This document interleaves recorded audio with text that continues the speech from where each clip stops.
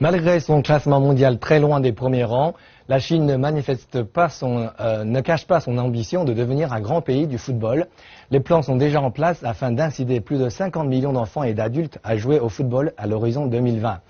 De jeunes talents sont envoyés dans des pays européens comme l'Espagne pour peaufiner leur technique, mais tactique aussi. Les détails dans ce reportage. La pratique du football est naturelle dans les quartiers en périphérie de Madrid. Mais cette fois-ci, les joueurs ne sont pas espagnols, mais chinois. Nous avons là le concentré des talents des plus prometteurs de l'école de football Guangzhou Evergrande, aujourd'hui plus grande école de football du monde.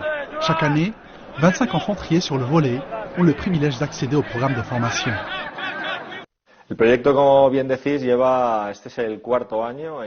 Le projet en est à sa 4e année en Chine et à sa 2e en Espagne. Nous essayons ici de travailler avec eux sur le plan sportif, tout en donnant du sens sur le plan éducatif, en restant dans le cadre du système chinois.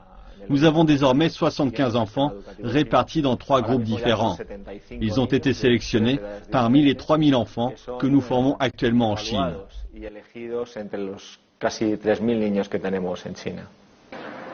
Les jeunes joueurs vivent à proximité de leur centre d'entraînement. Antonio Ruiz Vilches est l'un des entraîneurs espagnols. L'homme porte de grands espoirs dans cette jeune génération. Dans chacun des groupes, nous pensons que 5 à 6 joueurs auront peut-être la chance d'évoluer un jour au plus haut niveau. C'est un pourcentage assez élevé pour de jeunes joueurs, mais nous sommes très confiants.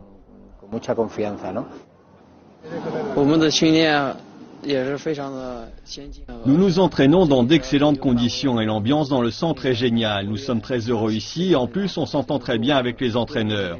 J'espère un jour pouvoir jouer pour mon pays et évoluer dans les plus grands clubs européens.